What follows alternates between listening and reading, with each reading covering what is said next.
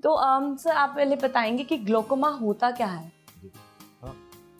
Thank you for having me here.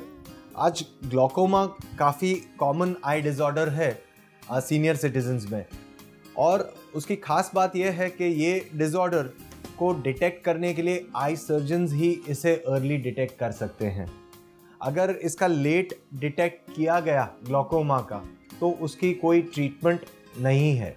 तो ये बहुत अहमियत रखता है कि इस डिज़ीज़ को हमें जल्द से जल्द पकड़ में लेना चाहिए, और ये हम रेगुलर आई चेकअप्स के द्वारा ही इसे डिटेक्ट कर सकते हैं।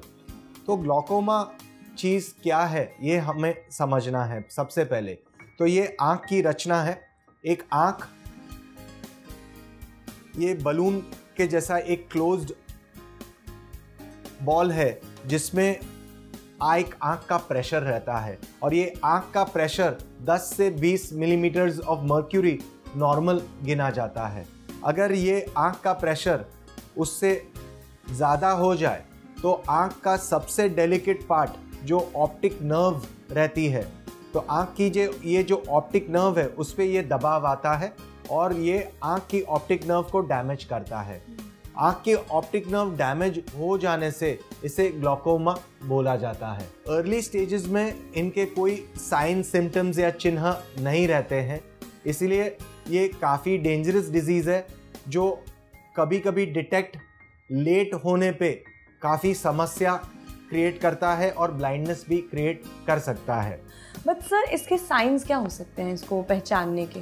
ग्लोकोमा ज़्यादा करके कोई साइंस नहीं दिखाता है, बट कुछ 10% पेशेंट्स में उन्हें थोड़ा ब्लरिंग ऑफ विजन हो सकता है, रेडनेस हो सकता है, और उनको रेनबोज दिख सकते हैं, हेलोज दिख सकते हैं।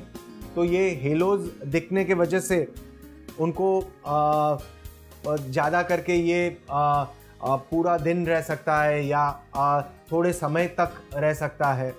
कभी ग्लोकोमा के वजह से हेडेक हो सकता है। कॉमन कॉजेज़ है कि हम मूवी देखने गए तो मूवी देखने में डार्क थिएटर में हमने देखा और बाहर आने पे हेडेक हो गया, तो ये ग्लोकोमा का चिन्ह हो सकता है, पर ये हम डेफिनेटली नहीं बोल सकते कि ये ग्लोकोमा के वजह से ही है। तो इनको ग्लोकोमा को डिटेक्ट करने के लिए आई सर्जन्स के पास जाना चाहिए। आपको कोई भी आँख में प्रॉब्लम हो, रेडनेस हो, पेन हो, वाटरिंग हो आँख में से, इसको लाइटली नहीं लेना चाहिए, इसको पोस्टपोन नहीं करना चाहिए और तब का तब आँख के डॉक्टर को ही दिखाना चाहिए। केमिस्ट से डायरेक्टली आई ड्रॉप्स या मेडिकेशंस रेडनेस, पेन, वाटरिंग के लिए नहीं लेना चाहिए। ग्लोकोमा में अक्यूट कंजेस्टिव ग्लोकोमा हमको बोलते हैं, या अटैक आना, खाली 10-10% पेशेंट्स में ये होता है और तभी एक्सक्रूशिएटिंग पेन होता है।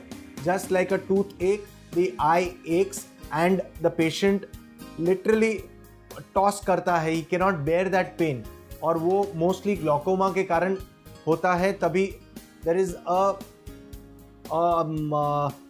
very high rise in the pressure. The pressures go from 20, which is normal, to about 60 to 80, and एकदम आँखों में फाड़ देने जैसा पेन होता है। बट ये सिर्फ 10% पेशेंट्स में ये पाया जाता है। बाकी के 90% पेशेंट्स में ये ग्लोकोमा कोल्ड रहता है या कोई पेन नहीं रहता, कोई प्रॉब्लम नहीं रहता है। आमतौर के ये खाली एक एनुअल आई चेकअप पे ही ये डिटेक्ट होता है। सो सर एडवांस्ड ग्लोकोमा के सिम्टम्स क्या हो सकते हैं? एडवांस ग्लोकोमा में सेंटर की विजन लास्ट तक, माने एडवांस स्टेजेस तक नॉर्मल रहती है, बट साइड विजन ग्लोकोमा धीरे धीरे साइड विजन डाउन होती है। साइड विजन माने आप यहाँ पे सेंटर में देख रहे हो पर साइड में कौन खड़ा है वो आपको मालूम नहीं पड़ता है। फॉर एग्जाम्पल आप ड्राइविंग कर रहे हो कार की, तो हमको मालूम नहीं पड़ता है कि साइड में से कौन सी व्हीकल निकल गई या कौन साइड में खड़ा है, तो एक्सीडेंट्स होने के चांसेस बढ़ जाते हैं। नाइट टाइम विजन में दिक्कतें आ सकती हैं ग्लोकोमा में।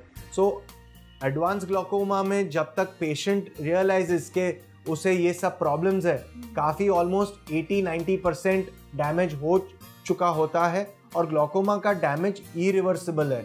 मैं कहना चाहूँगा कि ये डैमेज कर्टेल कर सकते, पूरा क्योर नहीं कर सकते। जो ग्लोकोमा में बचा विजन है उसे सिर्फ बचा सकते हैं, सेफ रख सकते हैं ट्रीटमेंट द्वारा। तो सर इसके कारण क्या क्या हो सकते हैं? ये प्लस नंबर्स वाले पेशेंट्स में पाया जाता है, उसे हम नैरो एंगल ग्लोकोमा कहते हैं। भिन्न भिन्न प्रकार के ग्लोकोमा हो सकते हैं। तो ये भिन्न भिन्न प्रकार के ग्लोकोमा में नैरो एंगल ग्लोकोमा इंडिया में काफ़ी कॉमन है और ये ज़्यादा करके प्लस नंबर्स वाले पेशेंट्स में पाया जाता है। और अगर फैमिली हिस्ट्री है ग्लोकोमा की, तो मैं चाहूँगा कि ग्लोकोमा को अर्ली डिटेक्ट करने के लिए, जैसे मैंने कहा, कोई साइन सिम्टम्स नहीं रहते हैं तो एक एनुअल आई चेकअप करना मस्ट है और फिर ही हम ग्लोकोमा को अर्ली डिटेक्ट कर सकते हैं।